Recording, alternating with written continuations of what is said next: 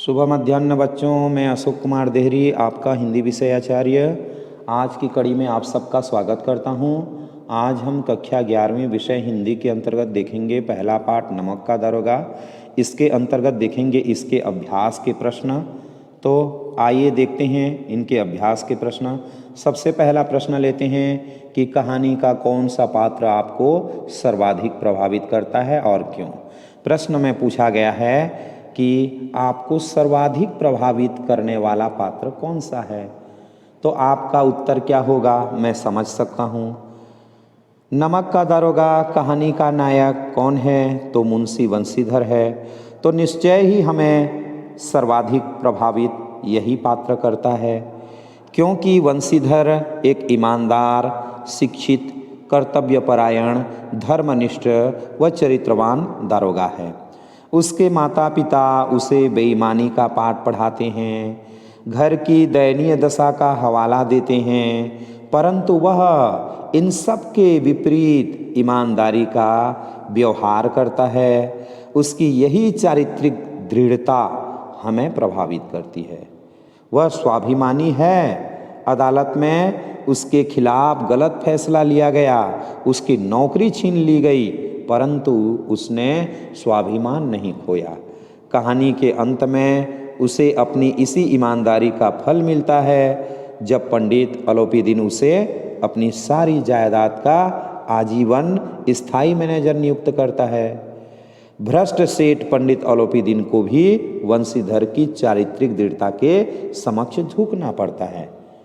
तो पंडित अलोपीदीन भी उसके आगे जब झुक जाते हैं, तो ऐसा पात्र बंशीधर ही हमारे लिए क्या होगा, सर्वाधिक प्रभावित करने वाला पात्र होगा।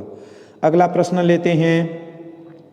नमक का दारोगा कहानी में पंडित अलोपीदीन के व्यक्तित्व के कौन से दो पहलू, मतलब दो पक्ष उभर कर आते हैं। पंडित अलोपीदीन के दो पक्षों के बारे में चर्चा करनी है।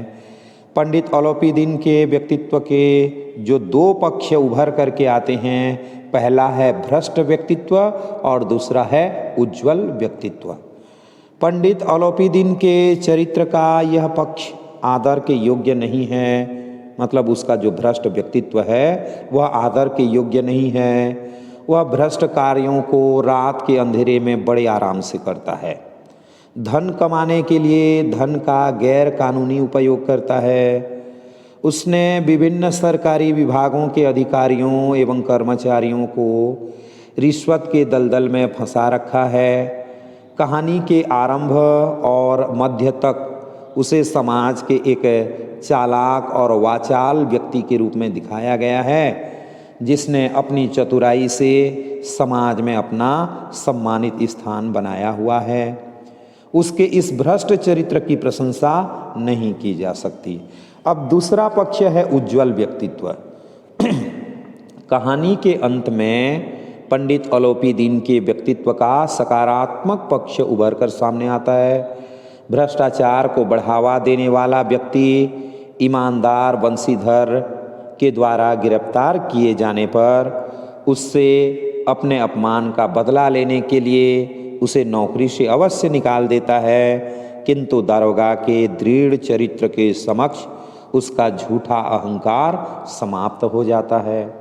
वह बंशीधर के ईमानदार व्यक्तित्व से प्रभावित होकर ही उसे सम्मानपूर्वक अपनी सारी संपत्ति का स्थायी मैनेजर नियुक्त करता है। पंडित अलोपीदीन के व्यक्तित्व की यह गुण ग्राहकता प्रशंसा के योग्य है। अगला प्रश्न लेते हैं। कहानी के लगभग सभी पात्र समाज की किसी न किसी सच्चाई को उजागर करते हैं, मतलब इस कहानी में जितने भी पात्रों का चयन किया गया है वो समाज के किसी न किसी पक्ष को उजागर करते ही हैं। निम्नलिखित पात्रों के संदर्भ में पाठ से उस अंश को उद्धृत करते हुए बताइए कि यह समाज की किस सच्चाई को उजागर करते हैं। क है वृद्ध मुंशी, ख वकील और ग शहर की भीड़। तो आइए चर्चा करते हैं। पहले वृद्ध मुंशी की बात करते हैं। यह बंशीधर का पिता है, जो भ्रष्ट चरित्र का प्रतिनिधि है, भ्रष्ट चरित्र का प्रतिनिधित्व करता है। इसे धन में ही सब कुछ दिखाई देता है। यह अपने बच्चों को ऊपर की कमाई तथा आम आदमी के शोषण की सलाह देता है। पाठ में यह अंश उसके विचारों को व्यक्त करता है। उनके पिता एक अनुभवी पुरुष थे। समझाने लगे, बेटा, घर की दुर्दशा देख रहे हो, ऋण के बोझ से दबे हुए हैं, लड़कियां हैं वह घास फूस की तरह बढ़ती चली जाती हैं, मैं कगारे का वृक्ष हो रहा हूँ, न मालूम कब गिर पड़ूँ। अब तुम ही घर के मालिक मुख्तार हो, नौकरी में ओहदे की ओर ध्यान मत देना, यह तो पीर का मजार है। निगाह चढ़ावे और चादर पर रखनी चाहिए। ऐसा काम ढूंढना जहाँ कुछ ऊपरी आय हो। मासिक वेतन तो पूर्णमासी का चांद है जो एक दिन दिखाई देता है और घटते घटते लुप्त हो जाता है। ऊपरी आय बढ़ता हुआ स्रोत है जिससे सदैव प्यास बुझती है। वेतन मनुष्य देता है, इसी से उसमें वृद्धि नहीं होती। ऊपरी आमदनी ईश्वर देता है, इसी से उसकी बरकत होती है। तुम स्वयं विद्वान हो, तुम्हें क्या समझाऊं। इस विषय में विवेक की बड़ी आवश्यकता है। मनुष्य को देखो, उसकी आवश्यकता को देखो और अवसर को देखो, उसके उपरांत जो उचित समझा करो। गरज वाले आदमी के साथ कठोरता करने में लाभ ही लाभ है, लेकिन बेगरज को दांव पर पाना जरा कठिन है।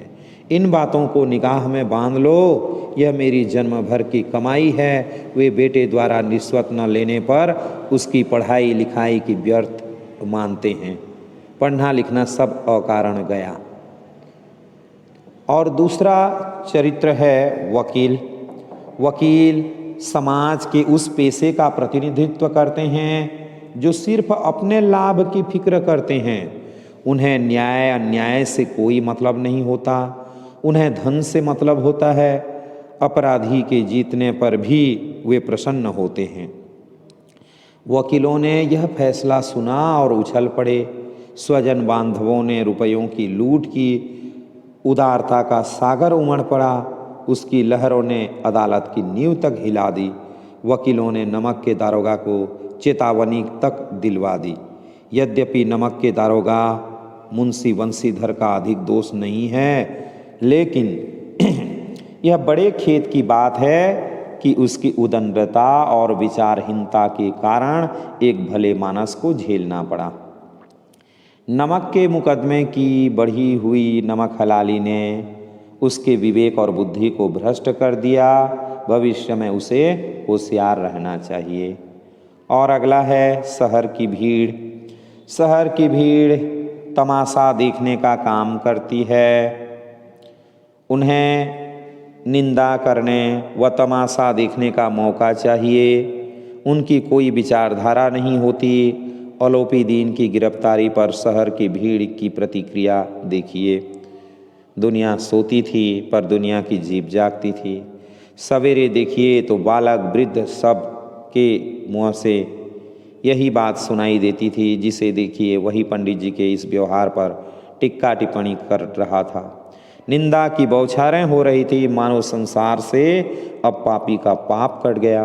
पानी को दूध के नाम से बेचने वाला ग्वाला, कल्पित रोज नामचे भरने वाले अधिकारी वर्ग, रेल में बिना टिकट सफ़र करने वाले बाबू लोग, जाली दस्तावेज बनाने वाले सेठ और साहूकार, यह सब के सब देवताओं की भांति गर्दनें चला रहे थे। जब दूसरे दिन पंडित ओलोपी दीन अभियुक्त होकर कांस्टेबलों के साथ हाथों में हथकड़ियाँ, हृदय में ग्लानि और क्षोभ भरे लज्जा से गर्दन झुकाए अदालत की तरफ चले तो सारे शहर में हलचल मच गई। मेलों में कदाचित आंखें इतनी व्यग्र न होती होंगी। भीड़ के मारे छत और दीवार में कोई भेद न रहा। तो ये कुछ अंश हैं जो इस प्रकार से कहानी के उस पक्ष को दिखाते हैं। आइए अगला प्रश्न लेते हैं। निम्न पंक्तियों को ध्यान से पढ़िए। नौकरी में ओहदे की ओर ध्यान मत देना, यह तो पीर का मजार है। निगाह चढ़ावे और चादर पर रखनी चाहिए। ऐसा काम ढूंढना जहाँ कुछ ऊपरी आय हो। मासिक वेतन तो पूर्णमासी का चांद है जो एक दिन दिखाई देता है और घटते घटते लुप्त हो जाता है। ऊपरी आय बहता हुआ स्रोत है जिससे सदैव प्यास बुझती है। वेतन मनुष्य देता है, इसी से उसमें वृद्धि नहीं होती। ऊपरी आमदनी ईश्वर देता है, इसी से उसकी बरकत होती है। तुम स्वयं विद्वान हो, तुम्हें क्या समझाऊं।